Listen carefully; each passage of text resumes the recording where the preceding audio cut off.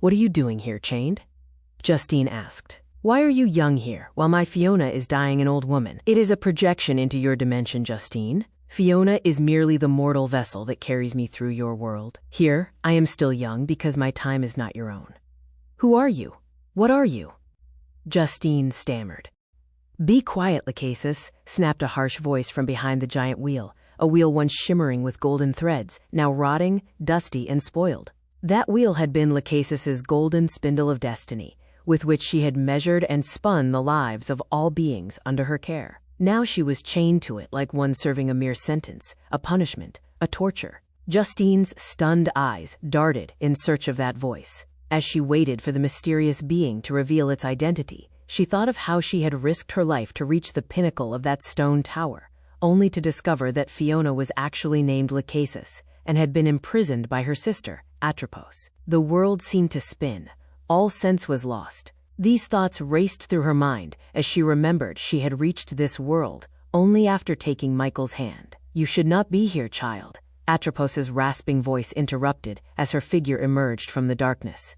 Her gauntness turned her black clothes into an almost heavy, ramshackle structure.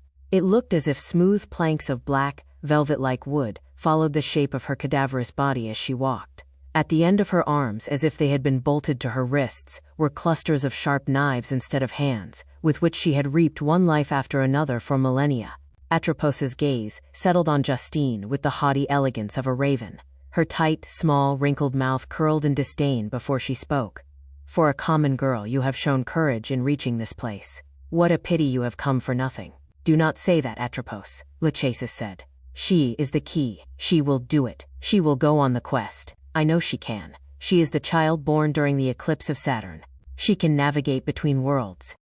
Atropos replied, You place much trust in this girl, just as you trusted all those sad mortals, creating their marvelous lives and sophisticated destinies with your little magic wheel. And for what? In the end, they all must meet me, and their endings are always sad, painful, and quite insignificant compared to the greatness of the talents you gift them. It pleases me to watch their miserable existences end. No matter how much they flee forward in their own lives, they cannot escape me. All that arrogance they are prisoners to turns into smallness and vulnerability. That is why I chained you, Lachesis. I am sick of the story that always repeats itself. These creatures used to revere their connection to the world. Now they are just wretched corpses in motion. What little made them human has been extinguished. Only the predator remains, burning and destroying everything in its path. Anesthetized by laziness, the opportunism of vermin, and incomplete ideologies, they betray the purest part of their being. They believe themselves to be all-powerful gods. Lachesis, don't you understand? Their clumsy substance cannot advance or become what you intend. They have become a mere plague upon the universe. I am glad to be the one who grants them a final glance to end their breath, to straighten the pettiness of their lives with death, to end their masquerade, to finish the tyrant, and to give the slave a truce with my blades. With grave certainty and candor in her voice, Lachesis affirmed, You are wrong, Atropos. There is still hope. Let Justine prove it to you. She can help us. Not everyone is lost. There are a few who have evolved, who know the subtleties. Give them a chance. Let Justine go on the quest. We too need an answer. You chained me to my wheel to take power, and you see it hasn't worked so well for you either. We were created. Someone or something placed us here with a mission. Can we change? Can we take another path? She must find out. We are tired of being locked up here and living for them. Atropos, please, if you won't do it for them, do it for us. Does my opinion not count here? Justine shouted. Are you two deciding without even listening to what I have to say? What quest? What journey?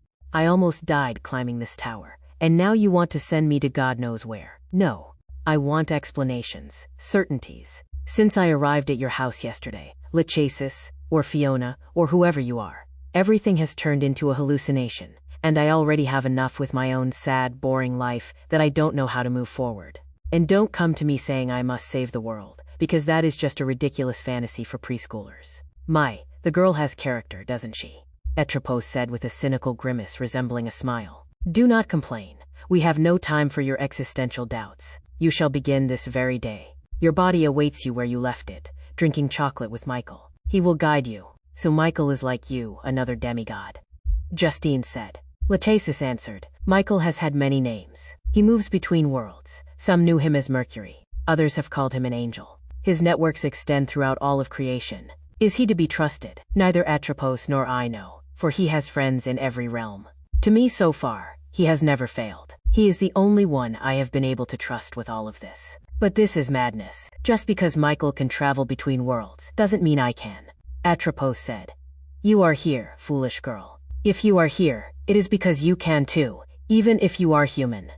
Lachesis added, "It is so, Justine. You were born during the eclipse of Saturn.